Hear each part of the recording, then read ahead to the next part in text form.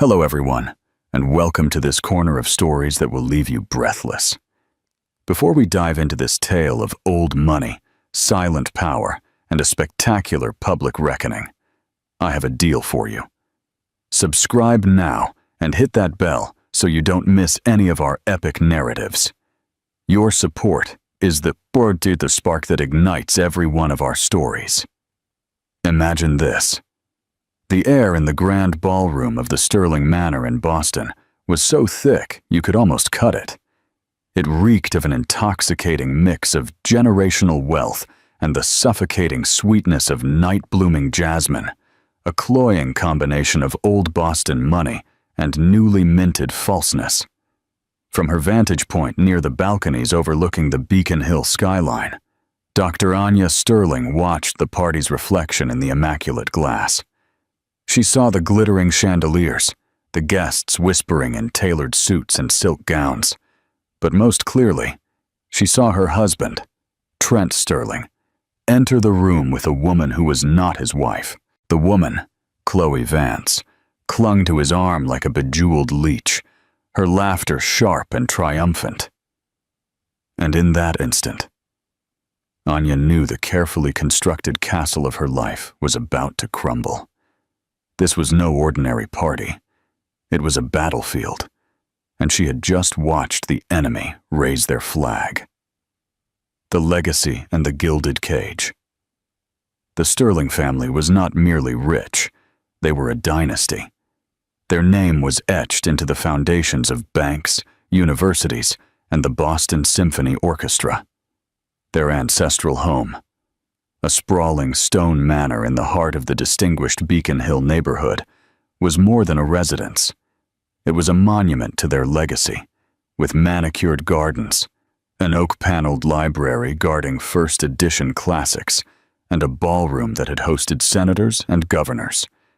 The estate was a kingdom. For the last decade, Anya Sterling had been its quiet, discreet queen. She hadn't been born into this world. Her background was one of modest means. Her parents were a university professor and a librarian. She met Trent Sterling in college, a whirlwind romance where she was swept away by his charm and the intoxicating allure of his world. She was intelligent, serene, and possessed a quiet grace that the family patriarch, Senator Harrison Sterling, found refreshing compared to the ambitious socialites his son usually dated.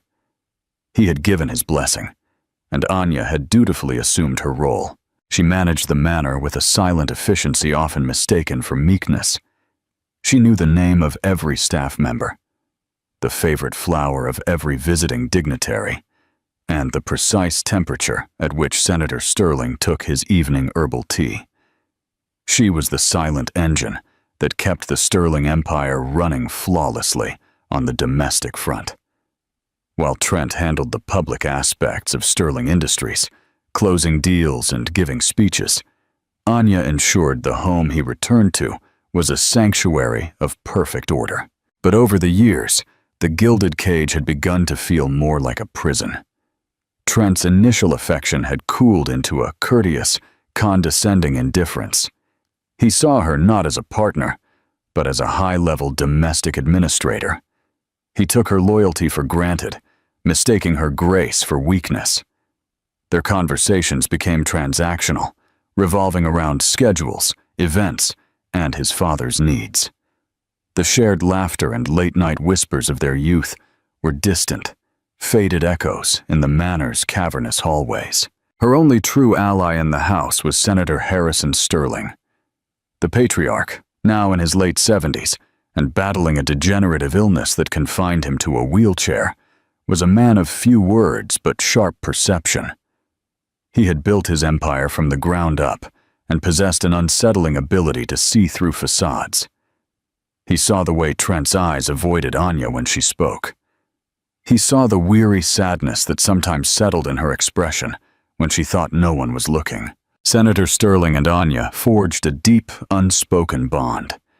She spent hours in the library with him, reading his favorite history books aloud, or simply sitting in comfortable silence while he worked on his memoirs. She attended to his needs, not out of obligation, but out of genuine affection and respect. She saw the brilliant, formidable man beneath the frail exterior, and he, in turn, saw the steel backbone beneath her savoir-faire. "You have more of the Sterling spirit than he does," Senator Sterling had once murmured, his voice thin but clear, gesturing vaguely toward Trent's study. "Blood is not everything, Anya. Character is."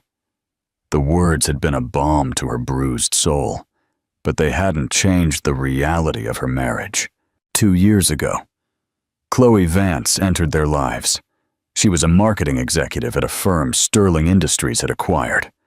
Ambitious, beautiful in a sharp, predatory way, and utterly brazen.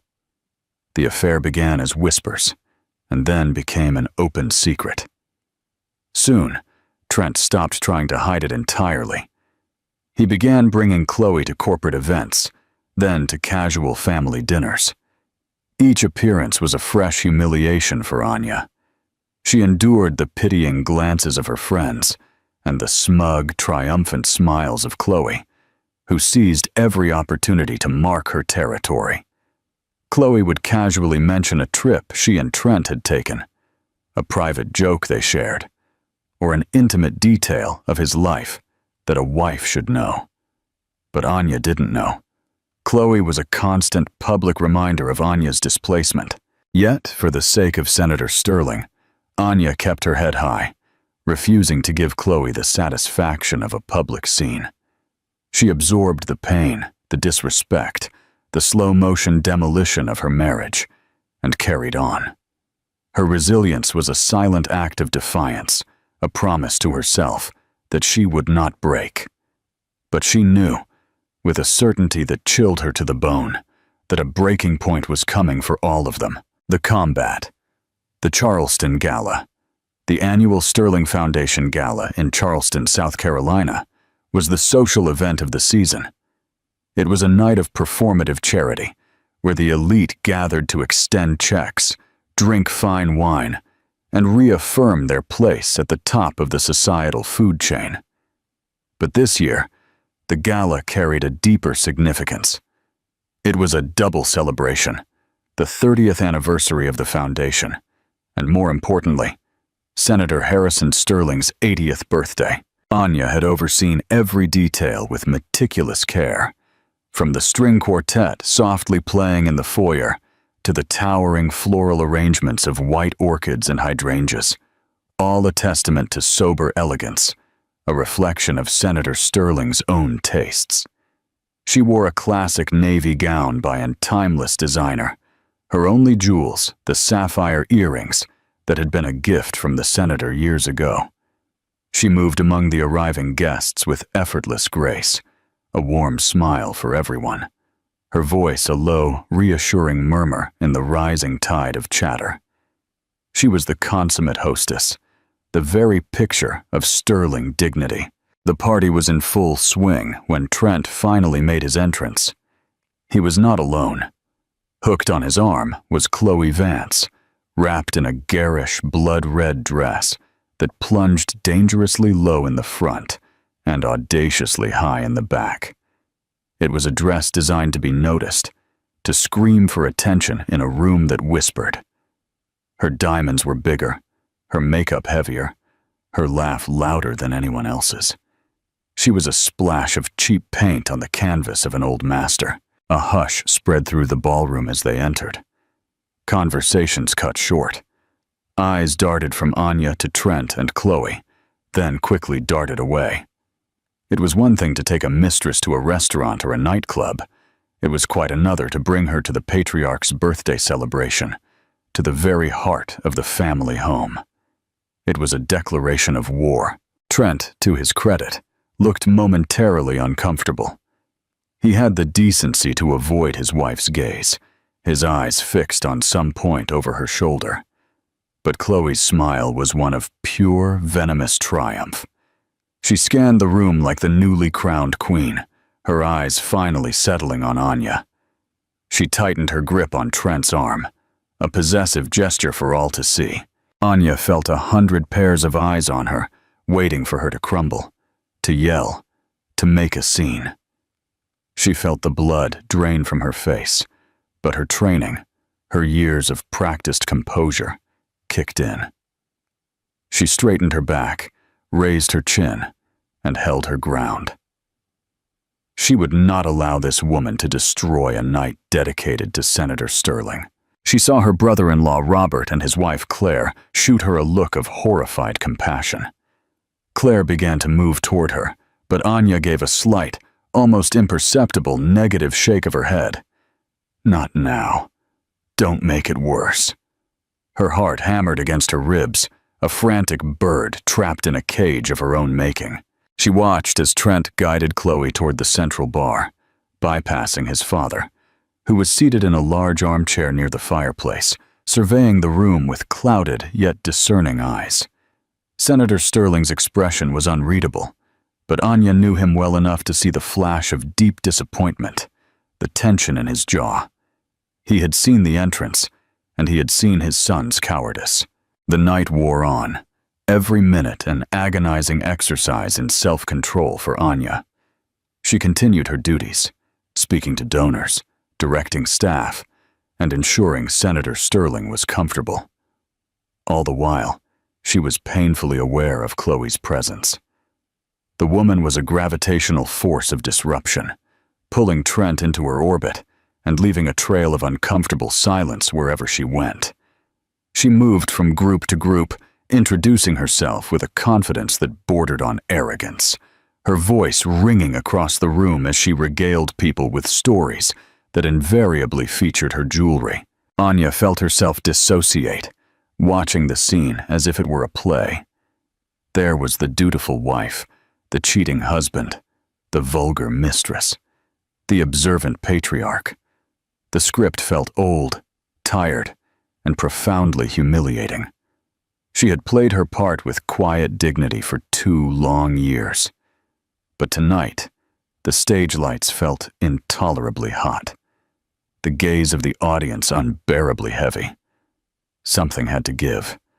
The foundations of her carefully managed world were cracking, and she could hear the rumble of its impending collapse.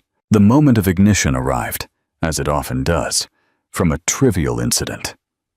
Anya was standing by Senator Sterling's chair, quietly asking if he needed anything, when one of the younger waiters, a nervous boy named Leo, accidentally bumped into a guest while carrying a tray of champagne flutes. One of the glasses toppled, splashing a few drops of champagne onto the sleeve of Chloe's crimson dress. "Oh, I'm so sorry, ma'am," stammered Leo, his face flushed with mortification as he fumbled for a napkin. Chloe recoiled as if struck. "Watch where you're going, you clumsy oaf," she snapped, her voice sharp enough to cut through the ambient music and conversation. Several nearby guests turned to look. Anya stepped forward instinctively, her hostess instincts kicking in. "It's all right, Leo," she said softly, placing a reassuring hand on the young man's arm before turning to Chloe. "It was just a small accident. I'm sure it will dry without a stain." Her tone was polite, neutral, intended to placate. But Chloe wasn't interested in placation. She had been looking for a stage, a moment to assert her dominance over Anya. And this was it. She looked Anya up and down with a sneer of contempt, taking in the simple, elegant gown and the quiet authority with which she had spoken. "You'd know all about cleaning up messes, wouldn't you?" Chloe said, her voice dripping with condescension. She turned to Trent, who had just approached to see the commotion. She hooked her arm through his, gluing herself to him. "Seriously, Trent, why do you even keep her around? Paid staff is more useful." She paused, and her voice rose to a pitch that rang out in the silence. "Tell your little maidservant to fetch me another glass of champagne, and this time make sure she doesn't spill it." The word hung in the air, ugly and obscene. Maidservant. The entire ballroom seemed to go mute at once. The string quartet faltered. A violin squeaked in the sudden silence before ceasing altogether. Every head turned, every eye fixed on the tableau by the fireplace. The humiliated wife, the triumphant mistress, the weak husband, and the silent patriarch. Anya felt the word like a physical blow. It was the culmination of every silent slight, every stolen weekend, every pitying glance she had endured for 2 years. All her pain, her rage, her suffocating sense of injustice coalesced into a single, blinding point of white-hot fury. For a split second, she saw herself lunging forward. She felt the imagined satisfaction of wiping the smug smile off Chloe's face, but she didn't. Instead, a strange and terrible calm descended upon her. Her breathing evened out. Her hands, which had clenched into fists at her sides, slowly relaxed.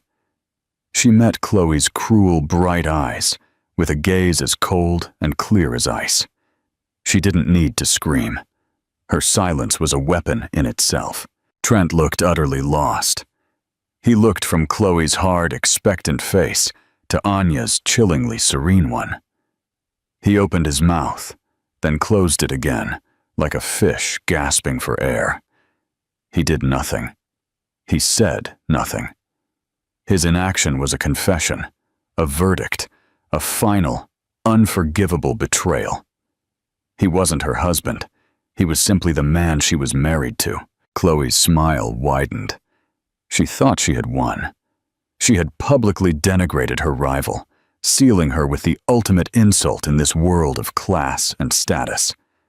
And Trent had not defended her. In her mind, the battle was over, but she had miscalculated fatally. She had played her scene for the wrong audience. She thought the most powerful person in the room was Trent, the apparent heir. She had forgotten the king. From his armchair, Senator Harrison Sterling began to move. A collective gasp swept the room as the senator, with a strength that seemed to defy his frail condition, pushed himself up from his chair. He waved off the worried butler who rushed to his side, his eyes burning with a cold fire fixed on the scene before him. All the power, all the authority in the room that had momentarily shifted to Chloe now snapped back and focused on him. He ignored Anya and his son. His gaze fell directly and with crushing weight upon Chloe Vance. "Miss Vance," he began. His voice was not loud, but it echoed into every corner of the dead, silent room with the force of a judge delivering a sentence. "For 2 years, I have tolerated your presence on the fringes of my family. I have watched you operate. I believed my son's infatuation was a temporary lapse in otherwise sound judgment. It appears I was wrong on every count." Chloe's smug expression faltered, replaced by a flash of uncertainty. "Senator Sterling, He raised a single trembling hand, and she fell silent. "You walk into my home, a home built upon 3 generations of integrity and hard work," he continued, his voice laced with contempt. "You wear a dress paid for with my family's money, drink my family's champagne, and stand on my family's floors. And from this position of profound privilege, a privilege you have done nothing to earn, you dare to insult the single person in this room who has demonstrated more character, more grace, and more dignity than you could possibly comprehend." He took one more step closer now, his eyes sweeping her, from her expensive shoes to her perfectly coiffed hair. "You mistake wealth for class. You mistake arrogance for strength. You see this house, this family, as a prize to be won, a corporation to be taken. You are a parasite, Miss Vance, and you have just revealed the depth of your own vulgarity to all." Chloe's face, once a mask of triumph, had paled to a sickly white. She looked to Trent for support, but he remained frozen, his face a mask of horror as he watched his father systematically dismantle his mistress. Senator Sterling then turned his piercing gaze upon his son. The disappointment in his eyes was a tangible thing, a force that made Trent physically recoil. "And you," Senator Sterling said, his voice now filled with a deep, sorrowful anger. "My son, I have watched you become a stranger. You have a wife of impeccable character, a woman who has supported you, cared for you, and tended to your father in his old age with a tenderness you have never shown. A woman who has endured your public humiliations with a stoicism that should have shamed you into being a better man." He gestured with his cane toward Anya, who stood still as a statue, tears silently tracing paths down her cheeks. "Look at her, Trent. Look at the woman you discarded for this." The disgust in his voice as he glanced at Chloe was absolute.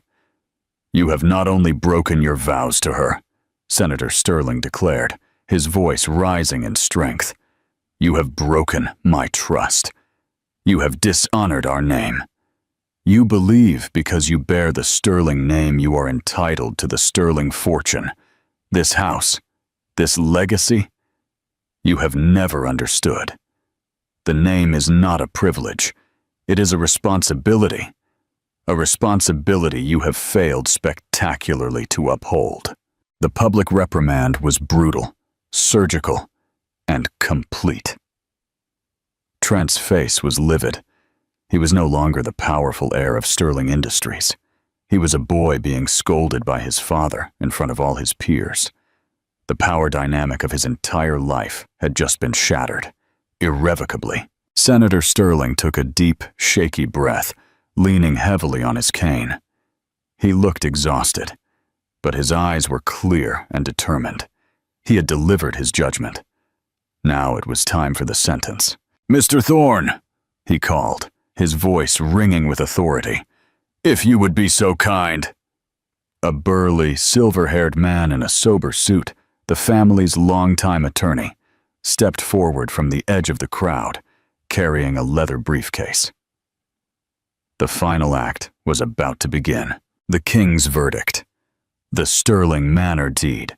Mr. George Thorne, the Sterling family attorney for over 40 years, navigated the sea of stunned guests who parted for him. His face was a professional mask of neutrality, but his eyes held a glimmer of what could only be described as grim satisfaction. He approached Senator Sterling and handed him the mahogany leather briefcase. The senator took it with a firm hand, not opening it immediately. Instead, he surveyed the room, his gaze sweeping over the shocked faces of his friends, business partners, and relatives. He was not just a father reprimanding his son. He was a king holding court, ensuring his decree was witnessed by all. "This house," he began, his voice ringing with a quiet power that commanded absolute attention, "is more than bricks and mortar. It is the heart of our family. My grandfather laid the first stone with his own hands. My father filled these rooms with art and music. I filled them with my own children, hoping they would understand what this place represents: honor and vixie. It is a testament that what we build must outlast us." He paused, letting the weight of his words settle. His eyes met Trent's again, and they were no longer filled with anger, but a deep, sharp finality. "A legacy is not passed down by blood alone," Senator Sterling said, his voice clear and unyielding. "It must be earned. It must be respected. It must be nurtured. You, Trent, have treated this house as a hotel and its mistress as a concierge. You do not comprehend its value, and therefore you are no longer worthy of its stewardship." He then turned to Anya. The harshness in his expression softened, replaced by a look of profound paternal affection and deep respect. He beckoned her forward with a gentle nod. Anya moved as if in a dream, stepping forward until she stood directly in front of him. She looked at her hands, unable to meet his gaze, overwhelmed by the sudden, fierce defense of her honor. "Anya," Senator Sterling said, his voice now gentle, "look at me." Slowly she raised her head. His eyes were kind, and in their depths, she saw a validation she had starved for years. "For 10 years, he said, speaking to her, but ensuring everyone could hear. "You have been the true keeper of this family's soul. You have tended to this house not as an administrator, but as a guardian. You have cared for an old man with patience and love, You have endured betrayal with a strength I can only admire. You have shown loyalty, grace, and resilience in the face of profound disrespect. You, my dear, understand what it means to be a sterling far better than my own son ever has. He opened the leather briefcase. Inside, nestled on a bed of dark blue satin, was a thick document tied with a ribbon. He lifted it carefully. "The laws of man say what is mine I can pass to my son," Senator Sterling declared. "But the laws of decency and justice demand what is earned be given to the worthy." He held the document out to her. "This," his voice rang out with triumph, "is the deed to the Sterling Manor. Every square foot of this land, every stone of this mansion, every piece of furniture and art within its walls, I have spent the last 6 months working with Mr. Thorne to transfer the sole and unassailable ownership. It is all legally and irrevocably in your name with immediate effect." He placed the deed into Anya's trembling hands. "This house," Senator Harrison Sterling proclaimed, his voice booming through the astonished silence, "belongs to its true mistress." Anya looked down at the document. Her name, Anya Morgan Sterling, was written in bold, clear script. It was real. The weight of the paper in her hands was the weight of freedom, of justice, of a future she had never dared to imagine. The gilded cage was hers, and now she held the key. For a long moment, the only sound was the contained breath of over 100 people. Then the silence was broken. "No!" shrieked Chloe. Her voice, a raw and ugly sound. "That's impossible. It's his birthright. Trent, do something!" Trent was white as a sheet, his mouth agape. He looked from the deed in Anya's hands to his father's resolute face, his mind struggling to process the catastrophic shift that had just occurred. The manor, the centerpiece of his inheritance, the symbol of his identity, was gone, given to the wife he had ignored. "Father, you can't," he stammered, his voice weak and pleading. "This is our home." "It was your home," Senator Sterling corrected him coldly. "It is now Anya's home. You are a guest here, as is your companion." Anya finally looked up from the deed. The shock was receding, replaced by a wave of empowerment so potent it was dizzying. The tears on her face had dried, and her eyes, when they met Chloe's, were no longer soft and forgiving. They were shards of sapphire, hard and bright. She took a step toward Chloe, who was still clinging to Trent's arm like a drowning woman. "I believe," Anya said, her voice perfectly calm and level, cutting through Chloe's rising hysteria, "that the party is over." She held the deed up slightly for emphasis. "As the owner of this house, I must ask you to leave." She paused for effect. "Now," Chloe stared at her, her face a contorted mask of disbelief and rage. "You can't do this, Trent!" But Trent was a broken man.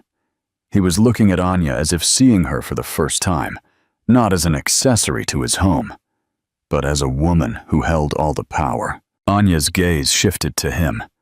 The years of pain, of silent suffering, were in her eyes, but so was unyielding finality. "You too, Trent," she said, her voice devoid of emotion. "You have dishonored me in my home for the last time. Pack your things. I will have the staff deliver your bags to the gatehouse. You have 1 hour. "Anya, please," he pleaded, taking a step toward her. "We can talk this through." "There is nothing left to talk about," she replied, turning her back on him. A gesture of dismissal more absolute than any argument.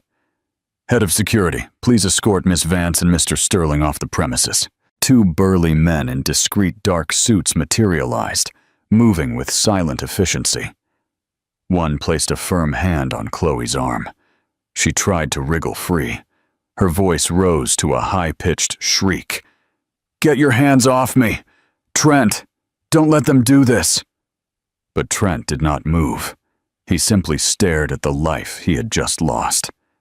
The security guard firmly guided the spluttering, furious Chloe toward the main entrance. The other guard stood patiently beside Trent. Defeated, Trent turned and began the long, humiliating walk out of his own home, followed by the guard.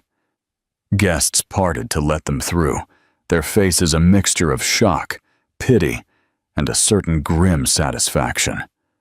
The drama was over, and a new order had been established. When the massive oak doors closed behind them, a scattering of applause broke out. Started by Trent's formidable aunt, who had always despised Chloe, soon the entire room was clapping. They were not just applauding the drama, they were applauding Anya. They recognized the silent strength she had shown for years, and the poetic justice they had just witnessed. Anya stood tall, the deed held firmly in her hand. She gave a small, grateful nod to Senator Sterling, who looked exhausted, but deeply contented. He had secured his legacy by placing it in the most capable hands. He hadn't lost a son. He had crowned a queen. Anya addressed her guests, a slow, genuine smile finally reaching her lips. "If you'll excuse me," she said, her voice clear and strong. "I have some domestic matters to attend to." Conclusion and call to action, CTAs. At its core, this is not just a story about a cheating husband or a scorned wife. It is a story about the true nature of value. Chloe and Trent saw value in money, status, and fleeting passion. But Senator Sterling and Anya understood that real value resides in character, loyalty, and quiet dignity. The Sterling Manor was not just a prize, it was a symbol, and it was finally entrusted to the person who appreciated what it represented. Anya's victory was not just gaining the house, it was the powerful affirmation that her silent strength was worth more than all of Trent's inherited privilege and Chloe's loud ambition. She proved that sometimes the most powerful person in the room is not the one who shouts the loudest, but the one who has patiently earned the right to speak the last word. Your opinion matters. Do you think Senator Sterling acted correctly in choosing character over his own lineage? What would you have done in Anya's place when you heard the word maidservant in the ballroom?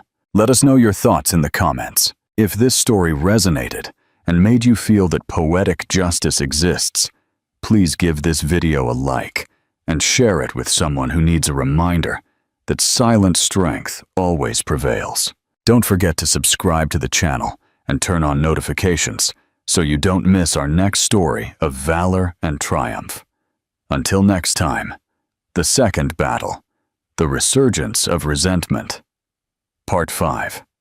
The second battle, the Sterling legacy under siege, the new reign and the old enemy. The days following the gala were a whirlwind of decisive action. The story of what happened at Senator Sterling's 80th birthday spread through their social circles like wildfire, becoming an instant legend. The narrative was clear.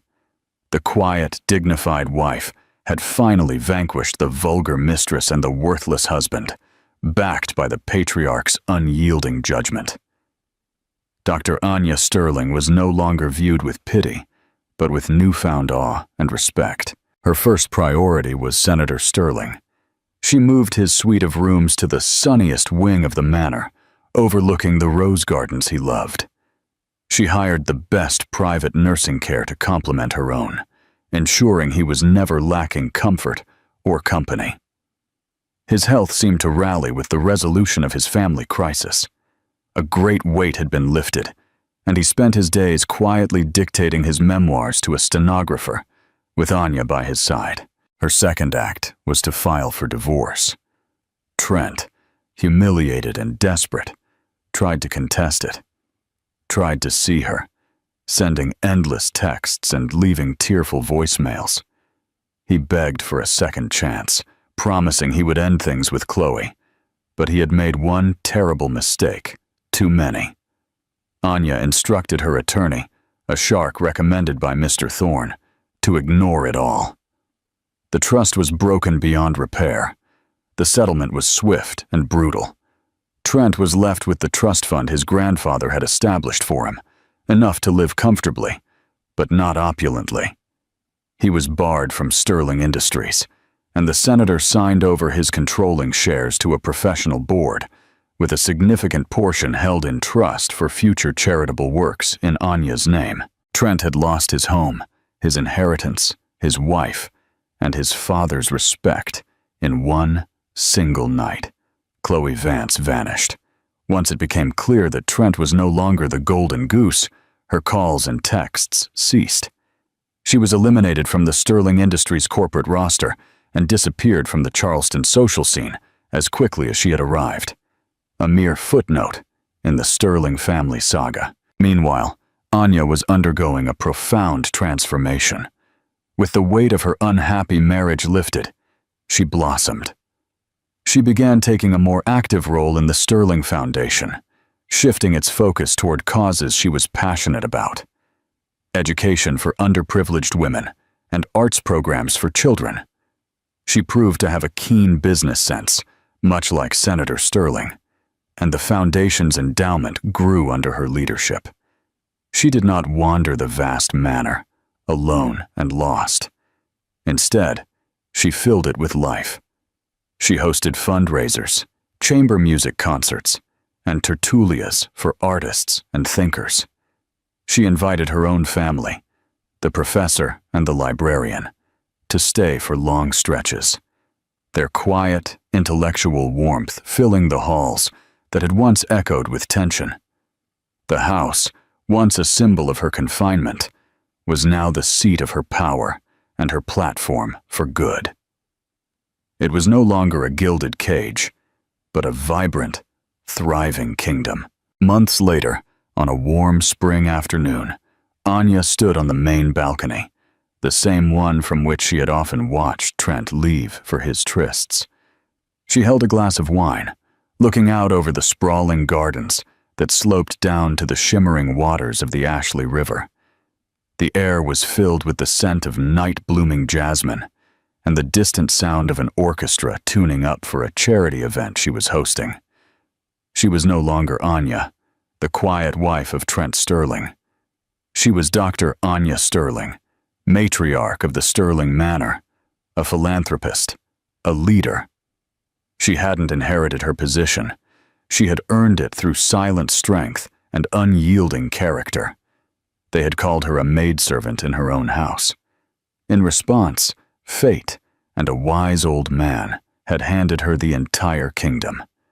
And as she looked over her domain, she smiled. Finally, truly, she was home. The resurgence of resentment. A year passed.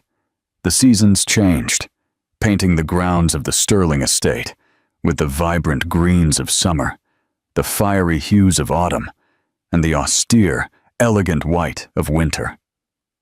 Under Anya's stewardship, the manor was more alive than ever. It was no longer a silent museum of inherited wealth, but a center of purpose and culture. Senator Sterling, though physically weaker, remained mentally lucid. His days were spent in the sun-drenched library, Anya often reading to him, their bond the stable, unbreakable core of the new home. He watched her command her new life with a profound paternal pride. He had made the right choice. He had secured his legacy by betting on character over lineage, and his gamble had paid off. The ghosts of Trent and Chloe seemed to have faded. After the divorce was finalized, Trent was reported to have moved down to the coast, licking his wounds and living a quieter life on his now significantly reduced trust fund. Chloe had disappeared from the social pages entirely. For the first time in a decade, Anya felt a sense of peace, a belief that the past was finally behind her. But the past is never entirely gone. It is simply waiting for an opportunity to reassert itself. The opportunity arrived on a Tuesday morning in October, delivered by a courier. It was a thick, formal envelope bearing the letterhead of a prestigious Atlanta law firm she didn't recognize. Inside, nestled among pages of dense legal technicalities, was a petition filed in the Superior Court of South Carolina. The petitioner was Trent Sterling. The defendant was Anya Sterling. And the claim was that the transfer of the Sterling Manor property was null and void. Trent was suing her. Not only was he demanding a share of the asset, but he was demanding the whole thing. The grounds were as insidious as they were cruel. He alleged that at the time of the signing, his father, Senator Harrison Sterling, was suffering from diminished mental capacity and was a victim of undue influence by his then daughter-in-law. The petition painted a vile picture. It portrayed Anya not as a devoted caregiver, but as a cunning, manipulative gold digger who had taken advantage of an ill, vulnerable old man and systematically isolated him from his own son, poisoning his mind against his rightful heir to seize the family's greatest treasure for herself. Anya read the words, and the quiet, orderly world she had built began to shake. The fury that rose in her was cold and sharp. This was not the desperate pleading of the broken man who had been escorted out of her house. This was a calculated, venomous assault designed to destroy not only her ownership of the house, but her reputation, her character, and the very foundations of her new life. He was trying to rewrite history, casting himself as the victim and her as the villain. Her first call was to Mr. Thorne. The old attorney's voice was grim. "I feared this might happen, Anya. A cornered animal is dangerous.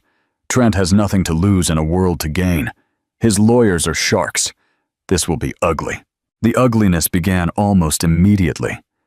News of the lawsuit leaked to the press, and suddenly, the narrative that had once favored her began to splinter. Tabloid articles appeared with speculative headlines. Sterling family war, caretaker wife, conned ailing patriarch. Old photos of her and Trent, in happier times, were juxtaposed with photos of her now, looking serene and powerful at foundation events. The insinuation was clear. Worse was the reaction within the family. Trent's brother, Robert, and his wife, Claire, who had applauded her victory at the gala, now arrived at the manor with faces lined with worry. "Anya, we know this is absurd," Robert began, shifting uncomfortably in the formal drawing room. "We were there. We saw what happened. But a public court battle, the things Trent is alleging, it will drag the family name through the mud." "He is dragging my name through the mud," Anya corrected him, her voice steel. "Of course, and it's despicable," Claire quickly added, her tone placating.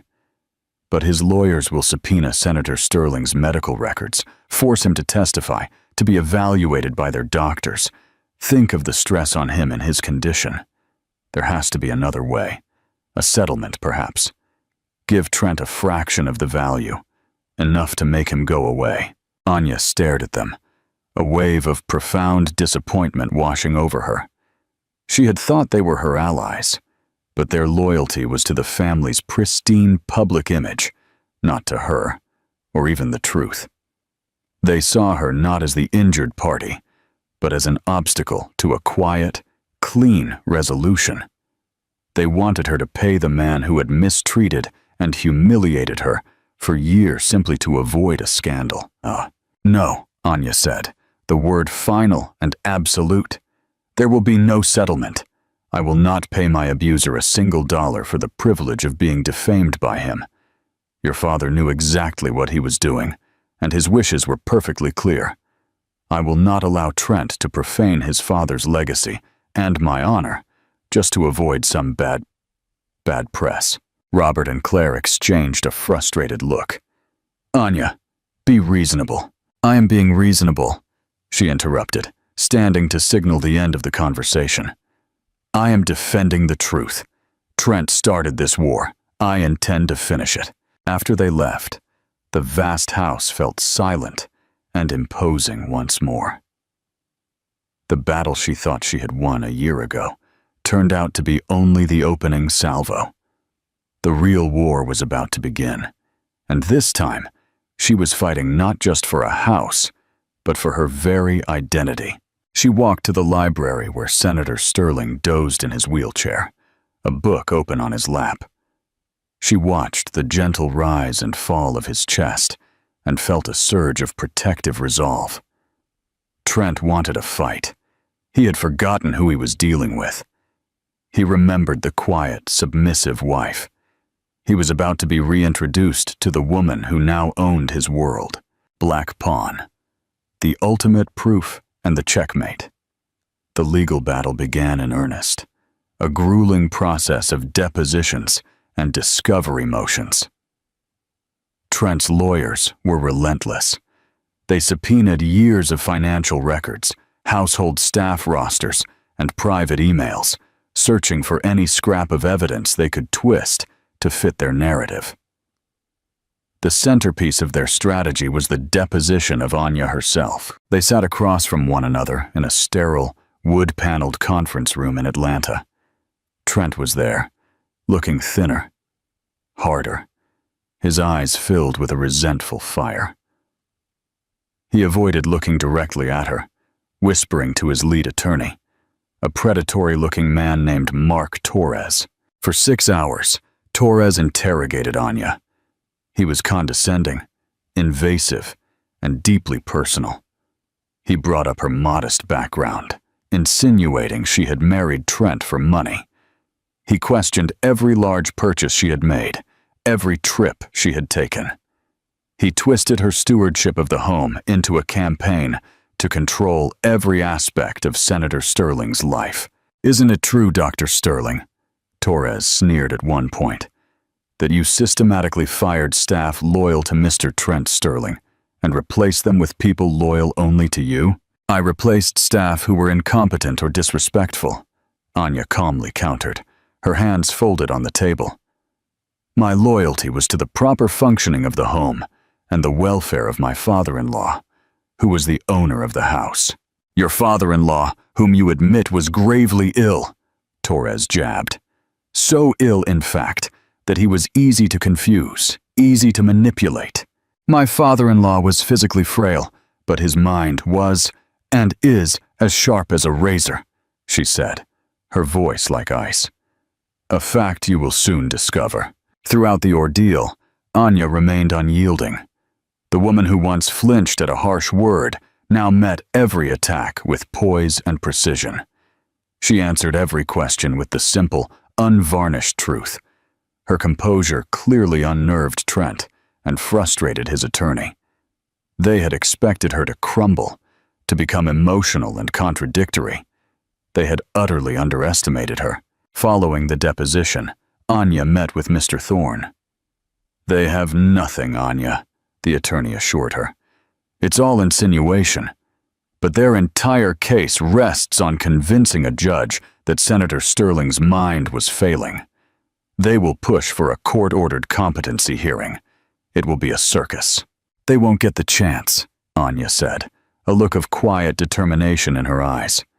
"Senator Sterling and I prepared for this. Trent thinks his father is his pawn. He forgot he was always the best player in the game." A week later, Anya instructed Thorne to make an offer to opposing counsel. It wasn't a settlement. It was an invitation. She invited Trent, Robert, and their respective attorneys to a private meeting at the Sterling Manor. The purpose, she stated, was to present new evidence that would void their lawsuit. Curiosity and arrogance led them to accept. They arrived the following afternoon, convening in the great library, the very heart of Senator Sterling's domain. Senator Sterling himself was not present. Anya had insisted he not be subjected to the stress. Trent walked into the room with a swagger, assuming the invitation was a sign of weakness, a prelude to a settlement offer.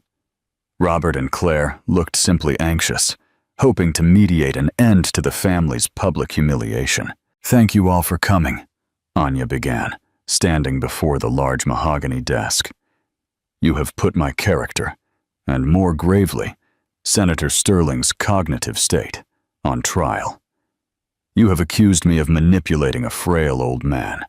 Before we proceed with this farce in court, I thought it only fair that you hear from the victim himself." Mark Torres sneered. If you think putting an ailing man on the stand to give a coached statement will help your case, he won't be taking the stand, Anya said, pointing to a large television screen that had been discreetly installed on the wall. He already has.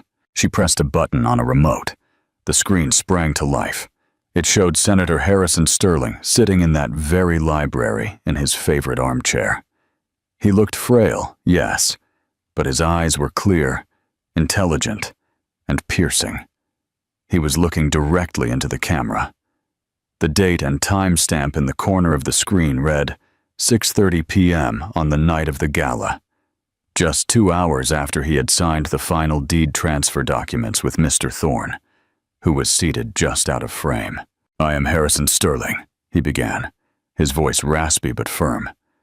"I am recording this statement of my own free will, in full use of my faculties, to clarify the legal and moral reasoning behind my decision to transfer the title of my home to my daughter-in-law, Anya Morgan Sterling."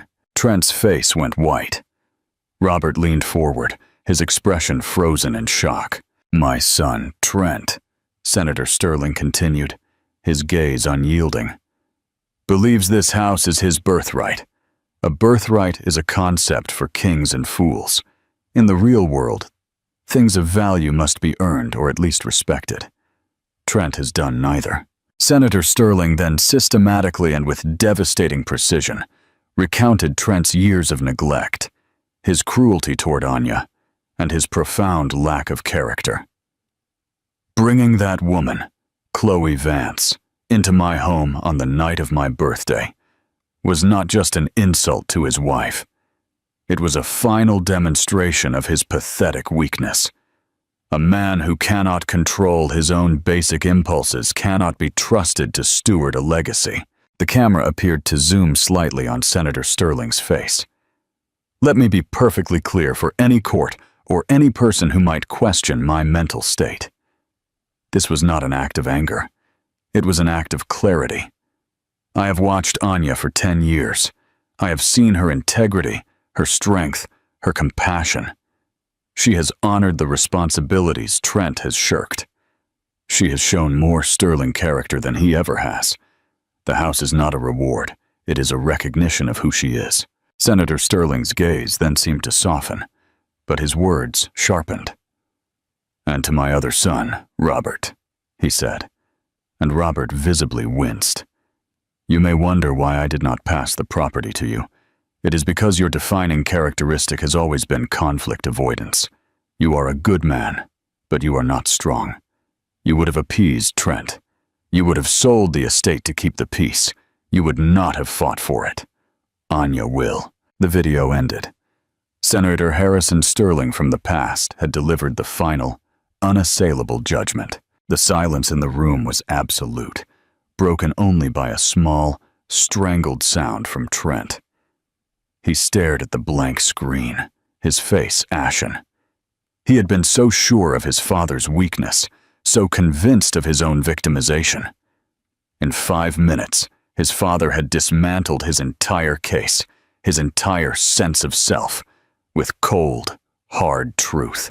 Anya remained silent, allowing the weight of Senator Sterling's words to fill the room. There was no triumph on her face, only a mournful finality.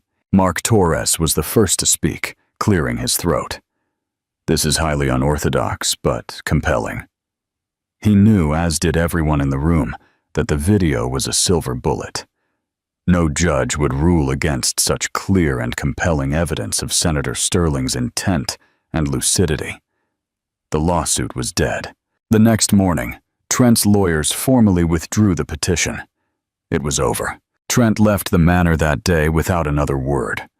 Robert and Claire approached Anya before departing, their faces humbled. "He was right, Anya," Robert said, his voice heavy with regret. "About me, about everything. Forgive us for doubting you." Anya simply nodded. The war was finally, truly over. She had fought for her home, her honor, and the legacy of Senator Sterling.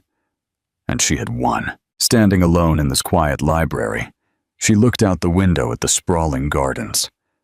The echoes of the past had faded, replaced by the promise of a future she would build on her own terms. A future built not on birthright, but on character. Conclusion and final call to action. At its core, this is not just a story about a cheating husband or a scorned wife. It is a story about the true nature of value. Chloe and Trent saw value in money, status, and fleeting passion. But Senator Sterling and Dr. Anya Sterling understood that real value resides in character, loyalty, and quiet dignity.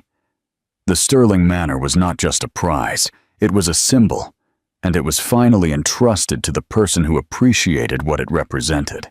Anya's victory was the powerful affirmation that her silent strength was worth more than all of Trent's inherited privilege and all of Chloe's loud ambition.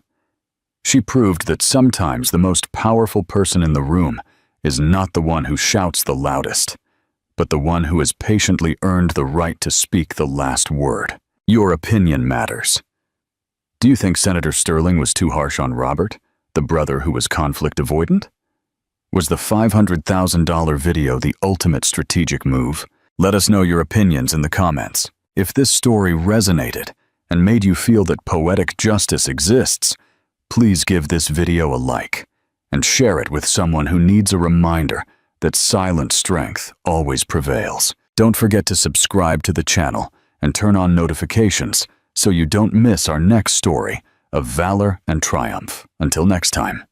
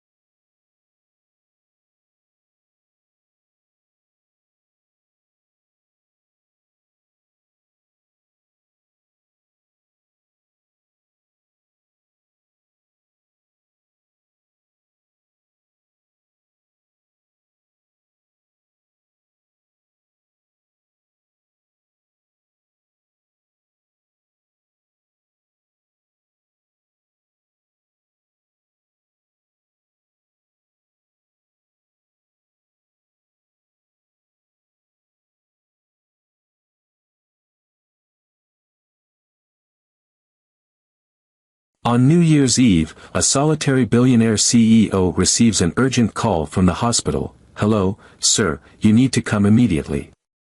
Your son has just been born." Believing it to be a prank, he stands frozen in disbelief when the nurse reveals the identity of the mother. Before we dive in, please share in the comments where you're tuning in from and give this video a thumbs up to show your support for the channel. Take a moment to unwind and immerse yourself in the tale that unfolds. The clock read 11:48 as Javier Pena set the glass of whiskey down on the marble table. The city lights danced through the attic windows, casting a glow that felt like a celebration he was excluded from. The streets below thrummed with energy, couples raising their glasses, friends harmonizing, and fireworks starting to illuminate the night sky. It felt as though a wave of joy swept through the crowd, with each person marking a special occasion. Except for him. The quiet in his penthouse felt almost like a personal affront. The subtle hum of the heating system filled the air, accompanied by the sporadic creak of wood beneath his feet. Silence enveloped the space, devoid of melody, mirth, or conversation. Only he stood there, gazing at his reflection in the glass, alongside a bottle that persistently beckoned him. For years, he had steered clear of nights like these, where the joy of others only served to amplify his own sense of void. He had already endured countless extravagant gatherings filled with insincere grins, where everyone seemed to have an agenda involving him. Assets, connections, influence. Absent of love, devoid of true companionship. He approached the window and leaned his forehead against the chilled glass. The illumination in the center radiated with brilliance. The dome of the municipal theater loomed in view, with lanterns tracing the contours of the main avenue, and further afield, the residential neighborhoods buzzed with life, where warmth radiated from the lively homes. He pressed his lips together. Everything was done for the sake of others. For everyday individuals. Indeed, he possessed an empire. Businesses spanning 4 nations, a wealth that expanded even during his slumber, and a schedule that was unmanageable. Yet, he found himself without anyone to wish a happy new year, free from the anticipation of reciprocity. As the digital clock in the kitchen ticked to 11:59, Javier let out a sigh and moved to pour himself another drink. At that moment, the phone rang. It wasn't his cell phone, which had been in airplane mode for hours. It was the landline phone that he rarely touched. She cast him a fleeting glance, her brow furrowing in thought. Only his assistant was privy to that number, and it certainly wasn't the sort of call one anticipated at such an hour. He gathered his pace gradually. Absolutely. A woman's voice came through, carrying a tone that was both professional and urgent. "Is Mr. Javier Pena present?" "I express myself. I'm reaching out from San Vicente General Hospital. I apologize for reaching out at this late hour, but this matter is quite significant." His body tightened immediately. There was an unmistakable quality in his tone that made her realize it wasn't a mistake in communication. "What occurs?" The woman took a momentary pause before proceeding. "A girl has entered the world this evening. Tragically, the mother passed away during the process of giving birth. In his final moments, he identified you as the father." Javier sensed the hue vanish from his complexion. He let the glass slip from his fingers, and it met the floor with a muted crunch. For a brief instant, he found himself at a loss for words, as though they had become trapped in his throat. "What about that? There must be no error. We recognize that this may come as a surprise, Mr. Pena, but the patient was unequivocal. He provided his complete name.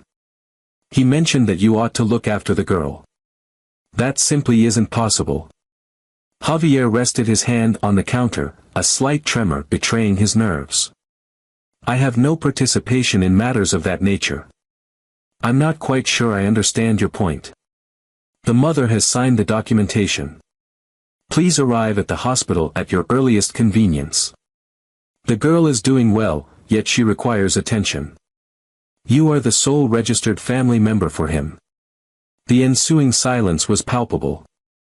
Javier was uncertain whether he was even inhaling or exhaling. A young woman. A lifeless woman. And his name was woven into the very fabric of it all. Who was the mother figure? He succeeded in asking, his voice barely above a whisper. Emilia Paredes. The name struck him with the force of a blow to the heart. A vision of a young woman with large, expressive eyes and a timid smile unexpectedly surfaced in his thoughts. He had encountered her many years prior, during a time when he was still of the human kind. Before he wielded power, before he transformed into the Iceman he is now. They experienced a fleeting yet powerful connection. However, concise. It concluded as all things in his existence did, devoid of farewells, devoid of assurances. Simply creating space. She vanished from his life, leaving no trace behind. Do you really believe that? He whispered, lacking energy. We exist. I earnestly implore you to attend, Mr. Pena. We must not abandon the girl. Yet the words remained unspoken. The sound of the receiver clicking signaled the conclusion of the call, leaving no room for further denial. The stillness of the line was palpable, yet the echoes of his thoughts lingered, resonating within his mind. As the clock struck 12, turmoil reigned supreme. Explosions of light erupted above the city, transforming the night sky into a vibrant canvas of hues. Javier remained there, frozen in place, his gaze fixed on the phone. A young woman. His child. Emilia has passed away. Could it be achievable? Unbeknownst to him, his feet carried him to the couch. He sank down, sensing as if the whole ground was shifting beneath him. His thoughts were racing towards me, yet his feelings appeared to be ensnared in a tempest that he couldn't comprehend. Indeed, it was a fact. If that child was truly his. He raised his hands to his face. He was without children. He had no desire for them. He always doubted his ability to be a good father, let alone find space in his life for something so exposed. Their environment was ill-suited for infants. And yet, there he stood, ensnared by a name echoing from the past, by a woman who lingered in his memory, despite his efforts to move on. He rose abruptly, moving with unsteady strides. He swung the door to his bedroom wide, snatched his coat from the rack, and clutched his car keys tightly. Staying and pondering served no purpose. Answers were essential. Please verify that this was all an error, a miscommunication. Emilia simply could not have perished. It was impossible for me to have his child without informing him first. And yet, a profound intuition within him insisted that it was not a blunder. That his reality was on the brink of transformation for all time. As he descended in the elevator, disregarding the messages piling up on his cell phone and the faint sound of fireworks in the distance, only one image lingered with him, dark, bright eyes framed by a smile he thought was long buried in the past. And an infant. His offspring. If it were true, everything would change forever. The night pulsed with energy as Javier navigated the empty streets, the glistening asphalt mirroring the distant bursts of fireworks lighting up the sky. The typically bustling streets were hauntingly silent, as though the whole universe was rejoicing in the dawn of the new year, and he found himself drifting through a realm of frozen moments. His hands clutched the steering wheel with a fierce intensity, knuckles pale, and his breath came in sharp, labored gasps. The stillness within the car was pierced solely by the rhythmic ticking of the dashboard clock, counting the moments since that call that had upended his entire existence. Javier was puzzled about the reason for his trip to the hospital. A fragment of his being remained certain that it was an error, a sorrowful yet unfamiliar misinterpretation. However, the name Emilia had disturbed him. She was not a creation.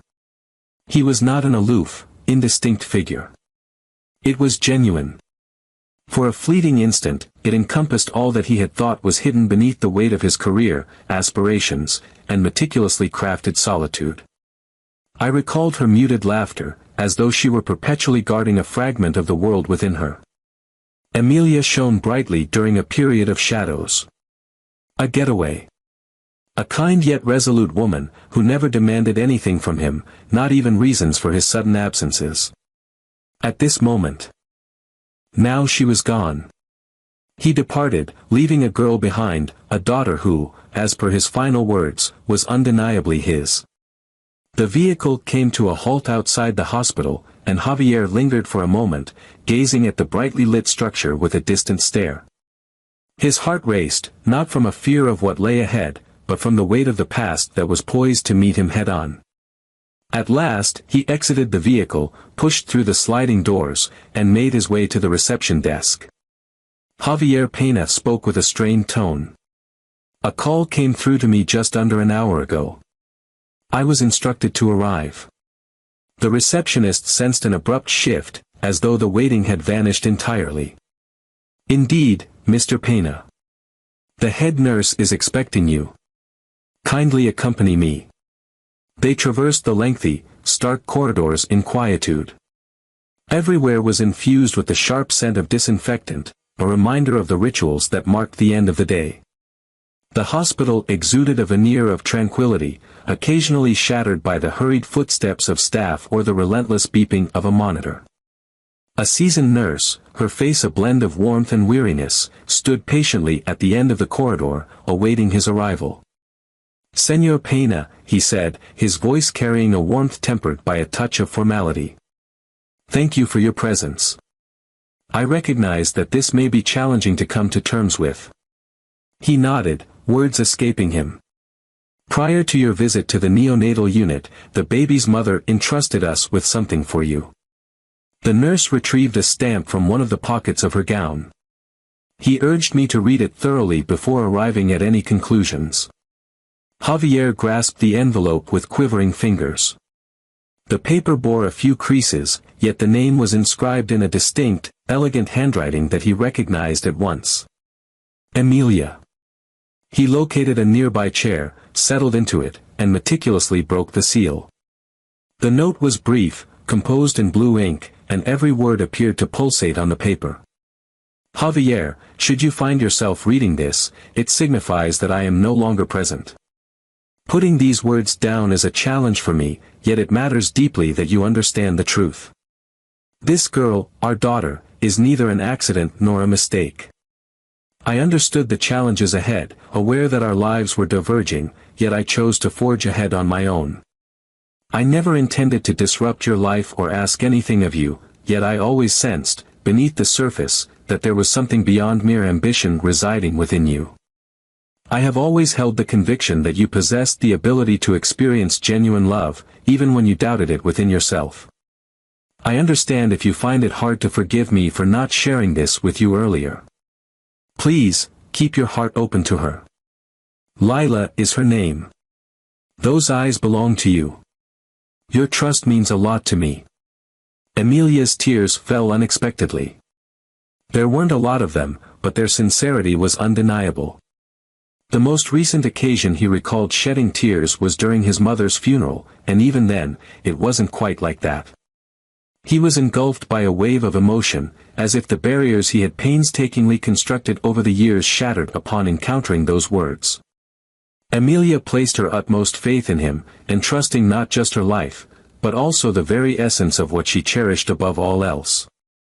A girl he had never known before, yet now felt as tangible as the very blood coursing through his veins. "Are you prepared to witness it?" the nurse inquired, gently. He sensed her presence, though uncertainty lingered in his mind.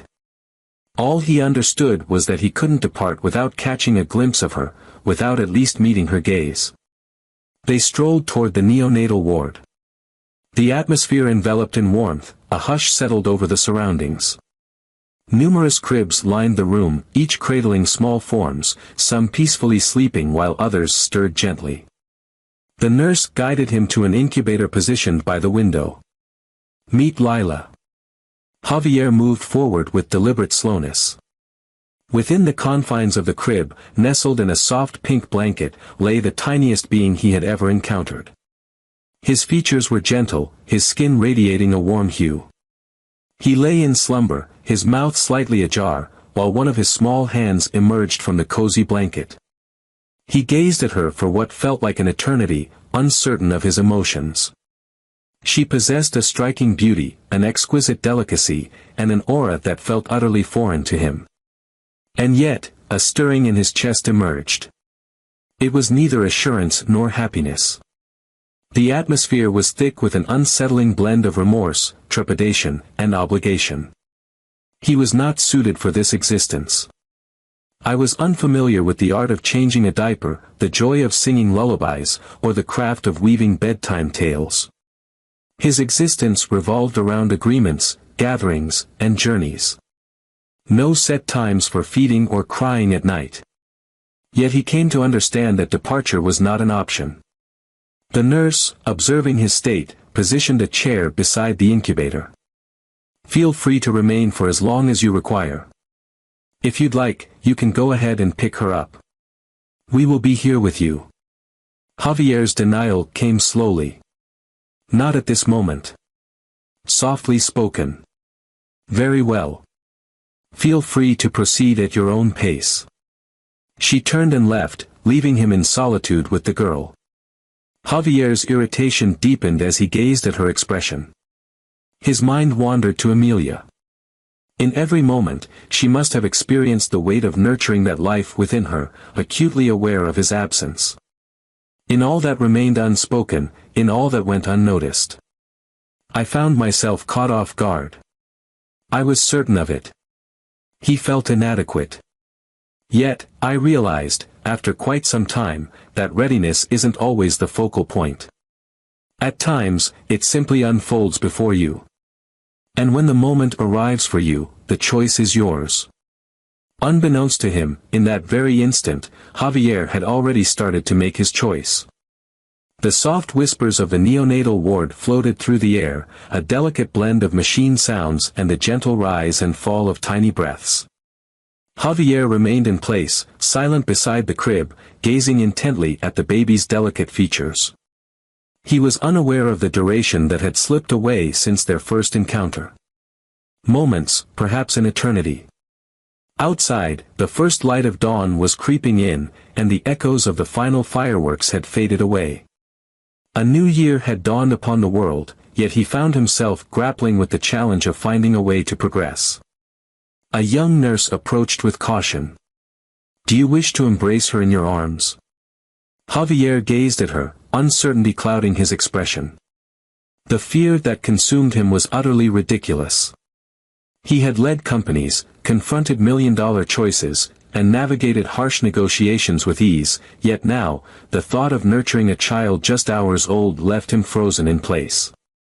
"I'm uncertain if..." He began to speak, but the nurse cut him off with a calm, gentle smile. "I assist him. Only if you feel inclined."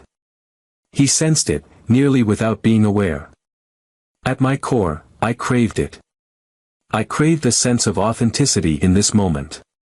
She was not merely a concept, a notion penned in correspondence, but a vibrant existence, alive and in need of it.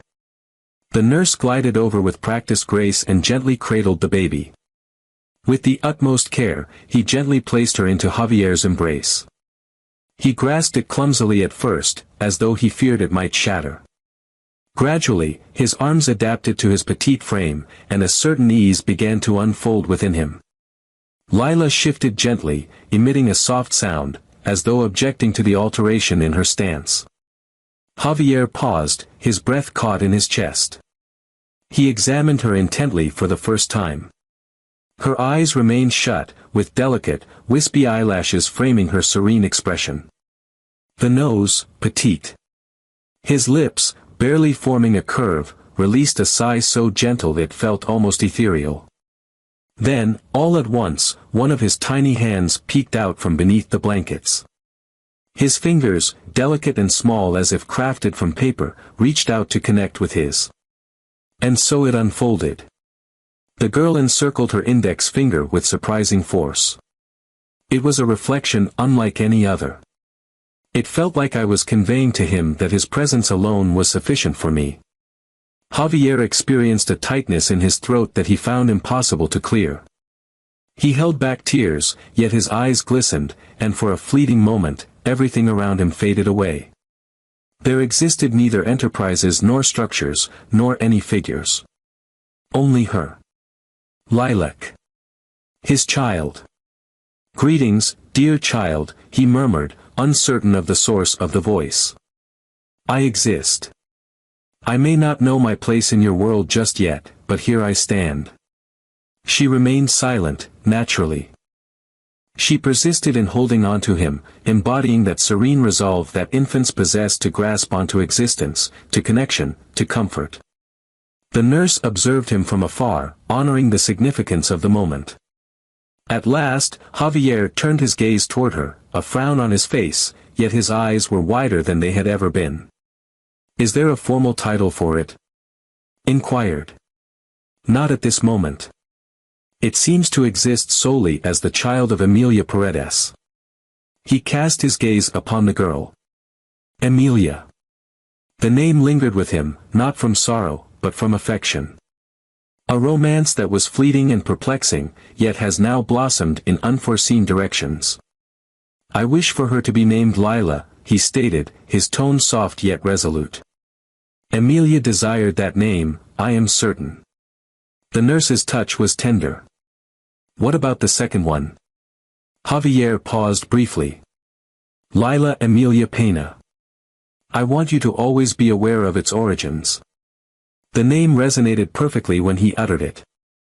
It felt as though giving it a name was, in a sense, embracing its existence. Lila Emilia. A blend of the now and the then, of purity and recollection. His offspring. As moments slipped by, Javier continued to embrace her, savoring her warmth and attuning himself to the rhythm of her breath. He had never experienced such profound stillness. I had never felt so alive in the moment. At last, the nurse came forward and, with a courteous motion, inquired if she wished to return to the incubator. He sensed it, albeit with a hint of hesitation. He was reluctant to part with her, yet he understood that the moment for that was not yet upon them. As the nurse made her adjustments, Javier remained standing with his arms crossed, observing each action intently. His mind was a tempest of inquiries. What am I supposed to do now? How could he possibly find a way to move forward with his life? Yet, for the first time, those questions failed to stir any anxiety within him. They built up a strong drive. As though the focus had shifted away from him and onto her. "What comes next?" he inquired, his gaze fixed on the nurse. "It would be best to sign the acknowledgement and custody papers. It's a journey, and it all begins with the choice you make. No one will compel you to take any action, Mr. Pena. Yet she finds herself in solitude. What about you? You are all that you possess." Javier cast his gaze downward. "Indeed, I was aware of it. I had already sensed it. I'm ready to take the lead," he declared, confidently. "I'm not sure how or what it requires, but I want to get it right." The nurse smiled. "Then we will take that first step." He was led into a modest office where the legal and medical details were laid out for him. Javier signed where instructed, his thoughts still a bit hazy, yet with every stroke of his signature came a newfound resolve. This was more than just a typical contract. It was a promise to the existence of an individual who had sought nothing, yet now relied entirely on him. As he stepped out of the office, he paused to glance back at the neonatal ward one final time. Lila drifted into a serene slumber. Though her small hand no longer rested in his, Javier sensed that the connection they shared had been intricately crafted, independent of the necessity for continual touch. The task was completed. Indestructible. He pressed against the glass, his voice barely a whisper, "I promise I will do everything I can for you. I have no idea how to be a father, but I'm going to learn. I swear, Lila." The night was starting to brighten. The first hint of dawn crept through the living room window, a bluish gray that heralds the arrival of a new day. Javier lingered, captivated by the glow illuminating his daughter's serene, slumbering visage. For the first time in ages, he sensed he possessed something beyond the reach of purchase, negotiation, or control. Something that sought him not for his possessions, but for the potential he held within. A newborn. A title. A fresh beginning. And the unspoken vow that everything would change forever. The early rays of dawn guided him as he made his way back. Lila had remained in the hospital for observation, and even though they reassured him of her health, Javier couldn't shake the feeling that he had left her vulnerable. Each kilometer that separated him from her felt like a heavy burden on his heart. Upon arriving in his attic, a shroud of silence wrapped around him once more, yet it felt distinctly unfamiliar. Now it felt overwhelmingly vast and frigid, as if the void left by that small being was echoing through every nook and cranny. He dozed for a brief spell on the couch, fully dressed and his body rigid. He envisioned Amelia, her gentle gaze and soothing voice whispering assurances that all would be well, even as doubt lingered in his heart. He stirred from sleep, a sense of urgency gripping him, as if every moment was precious and fleeting. Indeed, he was correct. The days that followed unfolded in a relentless stream of paperwork, consultations with attorneys, medical examinations, and procedures that he had never envisioned facing. A week after that night, he was granted official custody of Lila. He enveloped her in a gentle blanket and transported her home, experiencing a mix of awkwardness, fear, and an unexpected sense of completeness. The attic was ill-prepared for the arrival of a baby. All was pristine, orderly, and elegantly simple. Every object was positioned with a deliberate sense of beauty. Yet, all of that faded away when Lila shed her first tears in her new home. Javier, having navigated the pressures of investor meetings and global financial turmoil, found himself immobilized by that cry. That very day, he engaged a babysitter. She was known as Teresa, a seasoned and nurturing individual, possessing a strong voice and reassuring hands. She immediately assumed command, managing feeding schedules, sleep routines, and diaper changes. Javier observed everything from afar, mentally cataloging each moment as if he were enrolled in a rigorous course on mastering the art of parenthood. In the initial weeks, her routine transformed into a frantic effort to juggle her career and this newfound reality.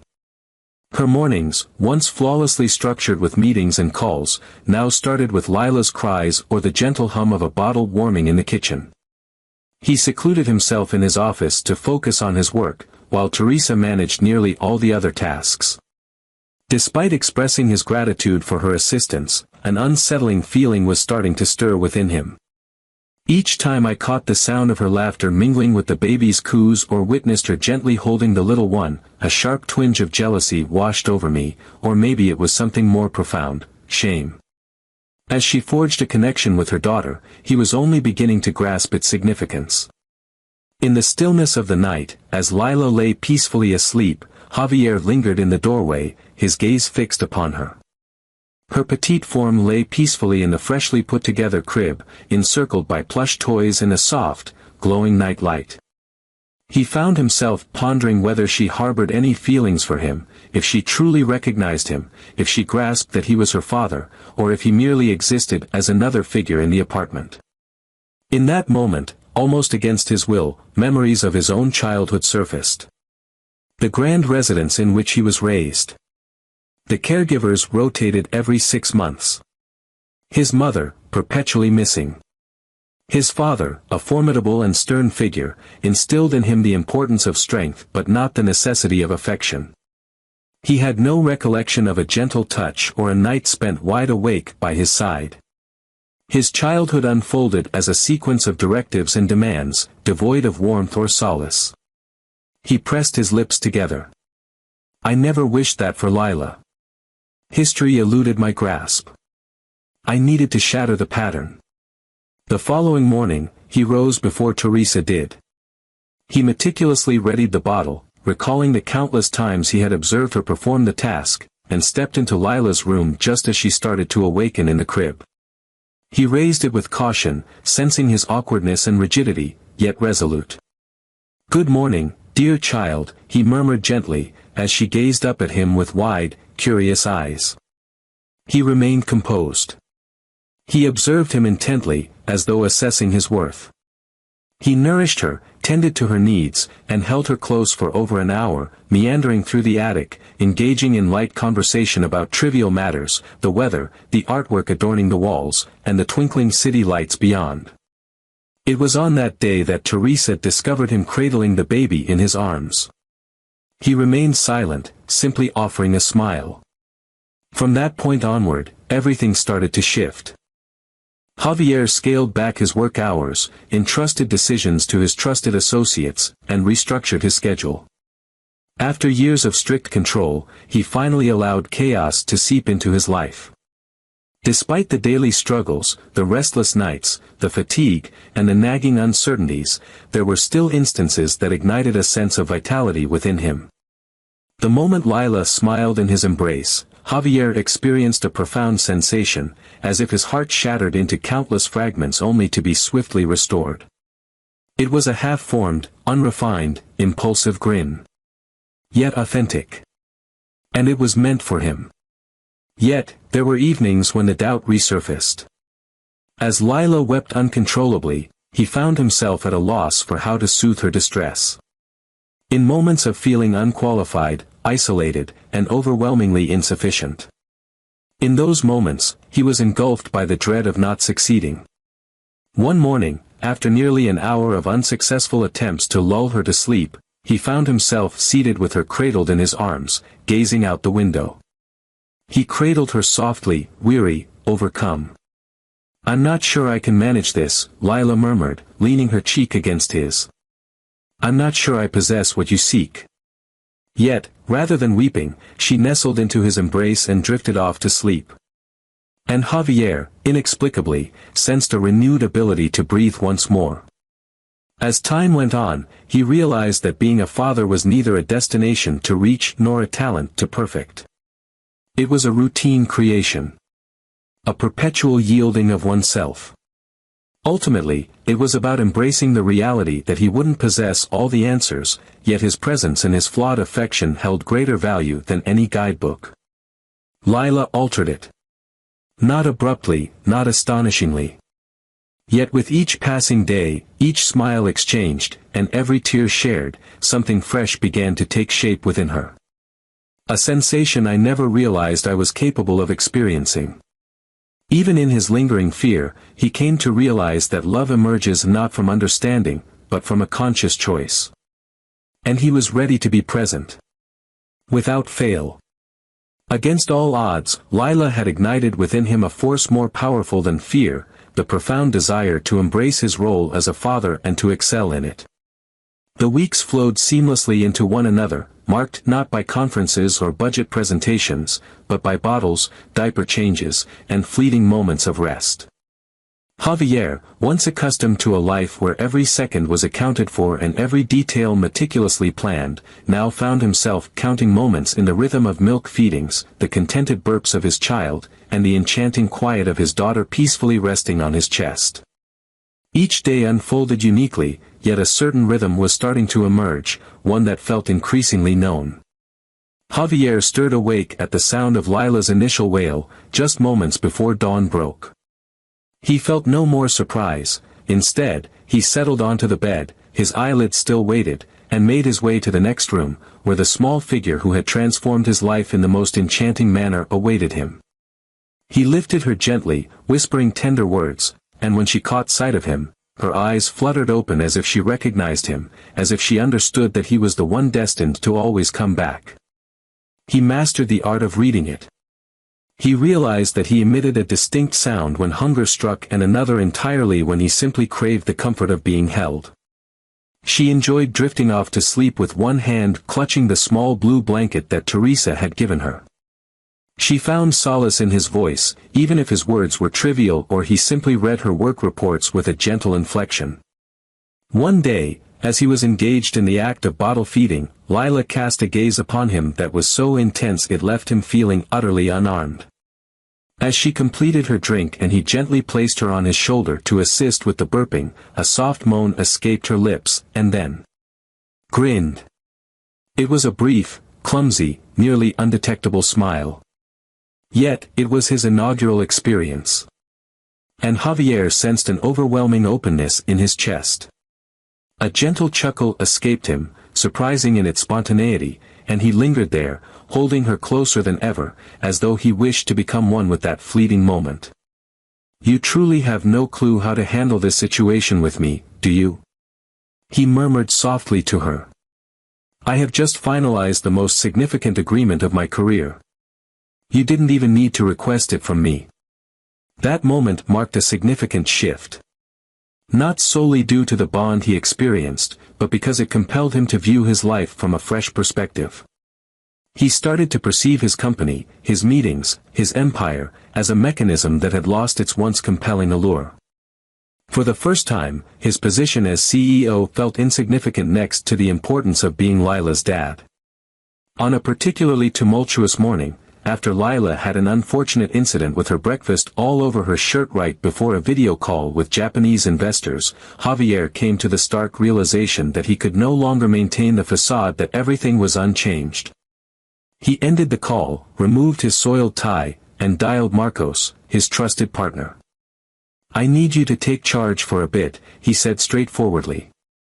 "I remain present, though perhaps with a different fervor. My focus has shifted to other matters at this time." The line was filled with an unsettling quiet. "Is it related to the girl?" Marcos inquired. "Indeed. Lila is her name. I desire to be fully engaged. Not like a fleeting shadow, but something truly substantial." Marcos felt no surprise. He revealed something unexpected to Javier. "I always believed you had more heart than you were willing to acknowledge. You are currently utilizing it. You can rely on me." Handing over responsibilities proved challenging, yet it turned out to be more freeing than he had anticipated. Gradually, their house transformed into a true home. A designer was brought on board to transform the attic, creating a play area complete with soft rugs, shelves filled with children's books, and warm hues adorning the walls. The space had shed its disguise as a concealed gathering spot. In that moment, joy filled the air, playthings lay strewn about, and the delightful aroma of baby lotion wafted through the room. Yet, an unresolved matter lingered in the air.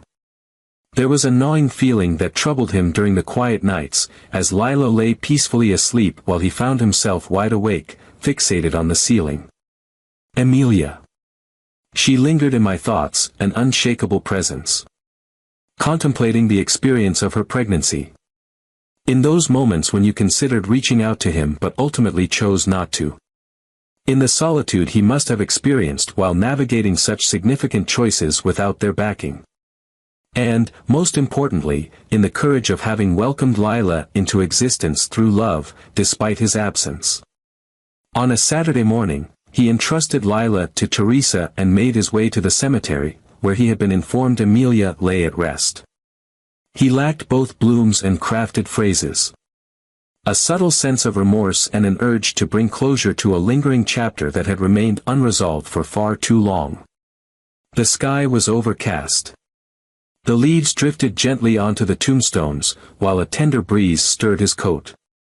She strolled until she discovered her name etched in stone, Emilia Paredes. 1991 to 2024, Mom. Companion. Illumination. Javier held his silence for what felt like an eternity. He knelt before the grave, his hand gently resting on the cold surface. "I'm unsure about how to begin this," he whispered softly. "I never figured out how to communicate with you, do you recall? I excelled at sealing the deal, yet struggled to express my true feelings. However, on this day, I feel compelled to share something that I should have expressed earlier. I apologize, Emily. I apologize for my absence. For departing, for not granting you the position you rightfully earned." He inhaled deeply, steadying the quiver in his voice. "Lilac is truly delightful. He possesses your gaze, yet when he beams. I'm uncertain, but it seems like you're the one who's encouraging me to believe that I can still set things straight. I assure you that I will see it through. I assure you, I will not let you down." He leaned his forehead against the stone, shutting his eyes gently. Your influence has led me to realize that it's not about what I've created externally, but rather what I cultivate in this space, alongside her. Within our home. Within his realm. Thus. This will be my top priority. Silence reigned, as expected. Yet, as he rose, a sense of relief washed over him, lifting the weight from his chest. It wasn't entirely tranquility, but it marked the beginning. He ascended to the attic, fueled by a fresh resolve. As he opened the door, Lila awaited him in Teresa's embrace, her tiny legs kicking with excitement at the sight of him, as if she already knew who he was. He seized her instantly, hoisting her into the air, and she released a giggle that resonated deep within him. I'm here, my dear, he said softly, pressing a gentle kiss to her forehead. Dedicated to you. I will always be present. For the first time, Javier grasped the reality that he had truly awakened. Not from a fantasy, but from a reality I once thought was whole. Yet, it was only at this moment that it started to truly resonate. Life with Lila had settled into a comforting and nearly enchanting rhythm. Javier, once focused on quantifying his life through numbers, now found meaning in laughter, gentle murmurs, and the warmth of his daughter's embrace, who, though unaware of her identity, instinctively saw him as her safe haven. He had accomplished what he once thought was unattainable, a sense of equilibrium. Yet that tranquility would soon be disrupted by a truth that had been overlooked for far too long. It all began one morning. Javier crafted breakfast while Lilac perched on his high armchair, rhythmically tapping a spoon against the table. Teresa, as ever, orchestrated the kitchen with the gentle cadence of a soft melody that lingered faintly in the background. The phone rang, and instinctively, Javier answered. Mr. Pena, the voice on the other side says Marissa Duarte, her communications team. There's something you should be aware of before it becomes ubiquitous. A knot tightened in his stomach. What transpired? A platform for entertainment released a statement this morning. They claim you have a hidden daughter. There are images from the hospital, including one of you arriving with a blanket cradled in your arms. Javier froze in place.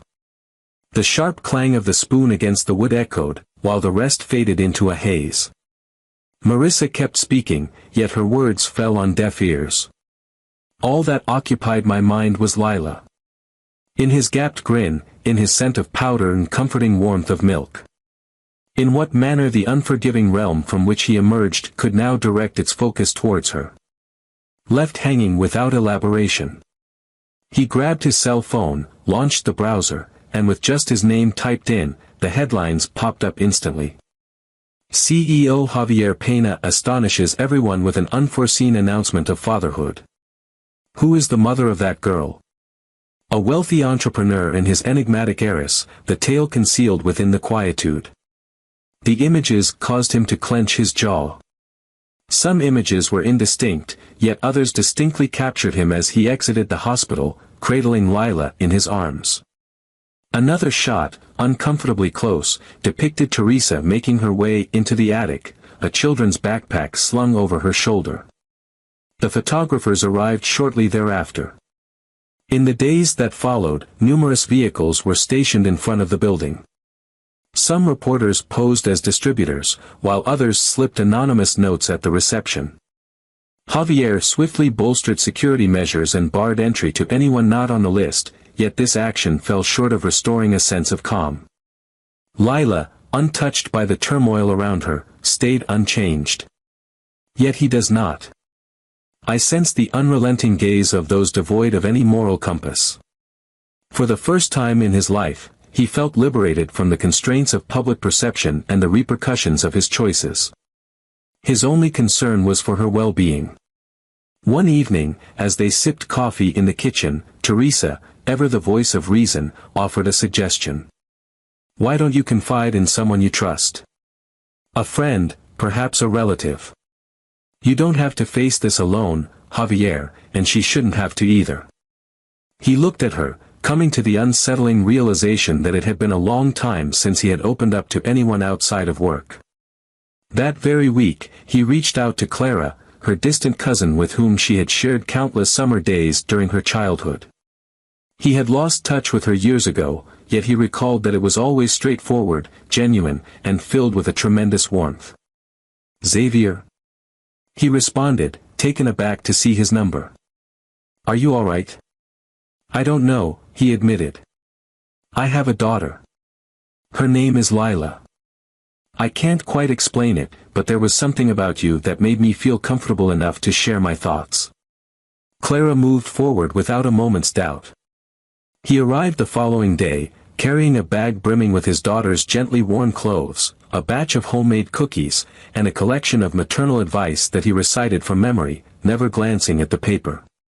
"We aren't born with the instinct to be parents, Ale," he said as Lila tugged at a lock of his hair. "It's something we learn along the journey. And the wonderful aspect is that you're not in this by yourself." Clara was the first to arrive, yet she was not alone. Gradually, Javier started to reconnect with the relationships he had once set aside. He reached out to Rodrigo, his former university partner, who now had twins and was well-versed in the world of nightlife. He also reconnected with Lucia, a longtime friend of his mother, who assisted him in locating a reputable nursery known for its discretion. Even Marcos, his partner, began to visit him more frequently, bringing along children's books and sharing anecdotes about his own family. For the first time in ages, Javier felt a sense of connection, no longer the solitary figure he once was. "I was creating something beyond just a residence, I was establishing a connection. A collective of individuals. Individuals who embraced his arrival without casting judgment on his tardiness, instead rejoicing in his presence at this moment." However, one problem continued to linger, unchanged. He had successfully gathered a circle of remarkable individuals, started to grasp the essence of unconditional love as seen through his daughter's perspective, yet still carried an unsettling sensation, a burden that refused to lift. Whenever Lila gazed at him as though he were her whole world, a quiet voice within him murmured that it would never suffice, that eventually, he would let her down. On that rainy afternoon, he stated plainly, "You can't care for Lila if you don't first care for yourself. Have you considered reaching out to someone for a conversation?" Javier gazed at her, taken aback. Then he cast his gaze downward. "The notion of pursuing therapy had crossed my mind previously, yet it was consistently set aside." He was a man of decisive measures, swift resolutions. What's the point of discussing emotions with someone you don't know? But that night, as Lila slept with one hand clutching her finger, she realized it was time to confront her own shadows. To become the father she truly deserved, he needed to come to terms with the boy he once was. The boy who had spent his childhood devoid of embraces, lacking gentle words, believed that love was a reward to be earned rather than a natural occurrence. Initially filled with doubt, Javier embarked on his journey into therapy. The initial sessions felt quite awkward. I said few words, but absorbed everything around me. Yet, as time passed, thoughts emerged, fear of failure, blame directed at Emilia, resentment towards his father, and a growing disconnection from his own humanity. Amidst it all, there runs a persistent thread, a yearning to create something unique, to strive for improvement. Gradually, he started to realize that being vulnerable did not equate to being weak. Revealing her emotions to Lila would not lead to confusion, instead, it would guide her to embrace them. Protecting it wasn't about constructing barriers, but rather about instilling a sense of trust in the world, with the assurance that he would always be there to support him if he ever faltered. The clamor of the media gradually diminished. Javier declined to provide any statements. There was no need for me to provide any justification. His existence had shifted from the spotlight to the subtleties, found in Lila's awkward strides through the corridor, in his chuckle at the sight of bubbles drifting by, in the embraces that concluded with her nestled peacefully against him. The obstacles remained, yet Javier found himself confronting them not in solitude, nor with a shield. He discovered the importance of seeking assistance, taking breaks when required, and letting go of control when the situation called for it. And, most importantly, to have faith that the affection he held for his daughter was sufficient to lead him. Ultimately, fatherhood isn't about achieving perfection. It was centered on existence. Indeed, he was here, aware, ready. And that presence, day after day, was reshaping it from within. Winter arrived quietly, shrouded in a gray sky, casting a muted, less celebratory hue over the streets. Nearly a year had passed since that fateful night when Javier received the call that altered the course of his life. Occasionally, he would awaken questioning whether it had all been a mere dream, but the sound of Lila's laughter was always enough to remind him that it was indeed real. She moved with a mix of awkwardness and resolve, her outstretched arms seeking balance as she navigated the living room transformed into a play zone. Teresa often remarked that she possessed her father's unwavering resolve, yet there was a gentleness in her demeanor that could only be linked to Emilia. Javier chose to remain silent. He often found comfort in the belief that Emilia lingered in her daughter's subtle actions, in the way she glanced or expressed her discontent when things didn't unfold as she wished. The attic had transformed completely. The once cold and elegant space transformed into a haven of warmth, adorned with soft textures, cushions, blankets, and a carpet that embraced nearly the entire room, allowing Lila to sit, crawl, or play with her blocks freely and without worry. The walls, once bare and colorless, now displayed vibrant children's drawings, framed photos capturing significant moments, the first time Lila grasped a spoon, her inaugural stroll to the park, a tender snapshot of her peacefully resting on Javier's chest. The space he once called his office had been reimagined as the lilac room. Gentle hues, resilient beams resembling stars, shelves brimming with tales, and a crib now reserved for brief rests, as he had grown used to slumbering in a bed with railings, clutching his beloved stuffed animal close to his heart. Javier had unearthed the joy in life's little moments, reading to her before drifting off to sleep, crafting whimsical songs to elicit her laughter, and making breakfast while she perched on the countertop, playfully tossing cereal onto the floor. What once appeared to him as a mere distraction from his true existence had now become the focal point of his entire being. As the year drew to a close, a quiet voice within him urged that he must pay tribute to that journey. He arranged a quaint gathering under the night sky. There was nothing extravagant, just a small group of individuals who had formed his community, Clara and his children, Marcos with his wife, Rodrigo with his twins, Teresa, naturally, and a few neighbors who had grown close in recent months. He sought assistance in beautifying the living room. Garlands were draped, soft lights twinkled, and a table overflowed with homemade delights. Even Lila had a cascade of vibrant paper that she hesitated to use for more than 5 minutes, yet it made a loud announcement to everyone when she attempted to drape it over her stuffed animal. "Could you have envisioned this a year back?" Clara inquired as she offered him a glass of wine. Javier offered a smile and gently shook his head. "I wouldn't have permitted it at all. Take a moment to reflect on who you are today. You are enveloped by those who cherish you, and you have a daughter who adores you. If that doesn't qualify as a fresh beginning, I'm not sure what does." At 11:58, the lights went out, and we rushed to the race to catch the fireworks. Javier cradled Lila in his arms, swathed in a cozy blanket, her eyes wide with wonder at the vibrant colors bursting across the sky. "Happy New Year," softly spoken.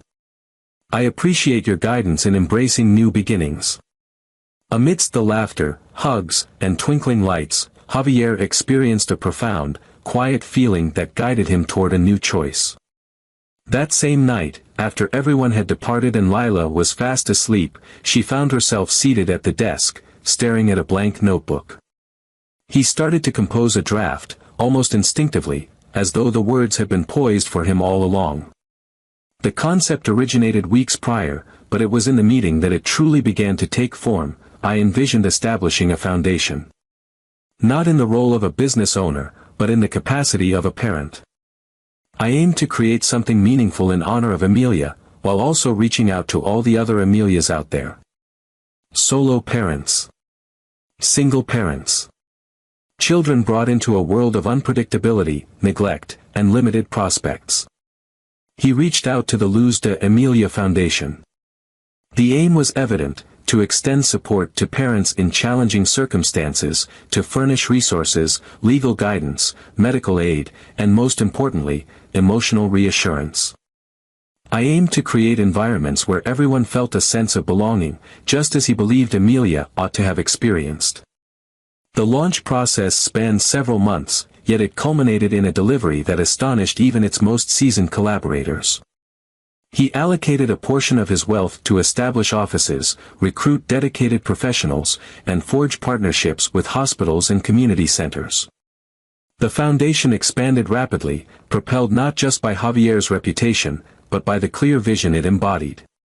With every inauguration, he brought Lila along. Not merely as a symbol, but as an observer. She was the catalyst for it all. His presence served as a reminder that this new chapter was not merely a path to redemption, but also an opportunity to create something greater than himself. One afternoon, as they made their way back from a meeting of the foundation, Lila dozed in her car seat. Javier halted at a traffic light, his gaze drawn to the reflection of the two of them in the rearview mirror. He contemplated the essence of the man he had become. The individual who welcomed the new year in a flawless attic, enveloped by both triumph and a profound sense of void. And he pondered who he had become, an imperfect being, weary, frequently awkward. However, complete. Brimming with vitality, intent, and affection. He understood, without a moment's doubt, that there was still much ahead of him. Yet this time, I would approach it not from the heights of a glass tower, but from the ground, at the level of a one-year-old girl who had chosen her hero without any expectation of reward. Ultimately, creating a new life did not mean obliterating the past. It was reshaping it, piece by piece, with every choice, with every movement, with every embrace. Javier was resolute in his quest to elevate that home, that future, once more. This moment is meant for us both. The snow descended gently upon the city, enveloping rooftops, trees, and streets in a pristine white blanket that hushed the sounds and imparted a sense of tranquility and calmness to the scene. From the attic window, Javier gazed at the overcast sky, reflecting on how, precisely 1 year prior, a single phone call had transformed his life. A call that, within moments, compelled him to confront an unexpected reality, ultimately guiding him to uncover the deepest essence of his being. Lila dozed on the couch, cocooned in a bear-patterned blanket, her tousled dark curls spilling out as the party lingered on around her. He cradled a stuffed animal under his arm, his small hand outstretched as if he were still grasping onto a dream. Javier moved quietly, kneeling before her to take in her presence for a brief moment. It was astonishing how quickly it had expanded. She was no longer the delicate infant she once cradled with trepidation. He walked now, albeit with a slight stagger, uttering a few words amidst laughter, casting a glance that held a shared understanding, rendering him defenseless. Beside the couch, on the floor, lay his tiny red shoes. That morning, she embarked on her journey of independence, taking her first steps unassisted. He navigated the space filled with laughter and applause, clutching his cell phone as he attempted to capture the moment, fighting back tears. He was unable to succeed. He found himself on the floor, sharing laughter with her, shedding a few tears, and experiencing a sense of peace settling in his chest that he had never encountered before. He cast a glance at the clock. A few hours remained until midnight. The dinner was prepared, and Teresa had already withdrawn, having insisted that the start of the year with her family would come to an end. Javier expressed his gratitude for the gesture and enveloped her in a warm embrace. This evening, I wish to enjoy a solitary night with Lila. Not due to a sense of solitude, but rather because there existed a profound intimacy that he yearned to share solely with her. He illuminated the gentle glow of the Christmas tree that continued to grace the corner of the living room and settled onto the couch beside her. As Lila opened her eyes, blinking slowly like a child just roused from slumber, she discovered him there, smiling at her. She opened her arms wide, and he lifted her gently, holding her close to his heart. "Would you care to join me in witnessing the lights, my dear?" he whispered. She let out a soft sigh, rubbing her eyes. Javier rose, cradling her gently in his arms, ensuring she was snug beneath the blanket, and made his way to the terrace. The air was chilly, yet manageable. He pulled out a spacious chair, settling her in a nook where the sky was unobstructed, and perched beside her with lilac resting on her legs. The adorned streets, the glowing windows, and the initial bursts of fireworks on the horizon were set apart. The world appeared to be readying itself to welcome a new year, enveloped in a gentle, almost restrained joy. Javier sensed that, for the first time, he was content without the need for grand celebrations or loud festivities. Just that, the sky, his daughter, and the unwavering assurance of being precisely where he belongs.